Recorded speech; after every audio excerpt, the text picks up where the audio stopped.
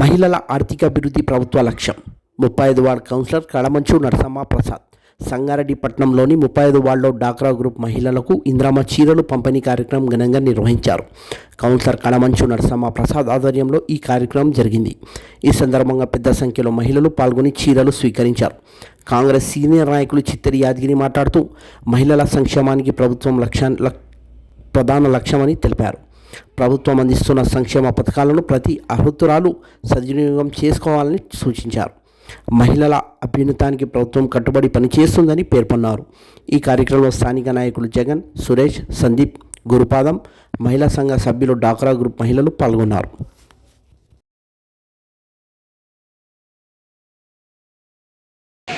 Jaggareddy Nirmala Jagan TGS chairman గారి ఆధ్వర్యంలో ఈ చీరలు పంపిణీ జరుగుతుంది కాబట్టి 35వ వార్డు ప్రజలందరూ ప్రశాంత్ నగర్కి సంబంధించిన డ్వాక్రా మహిళలకు సంబంధించిన మహిళలు డ్వాక్రా గ్రూప్ సంబంధించిన మహిళలు అందరూ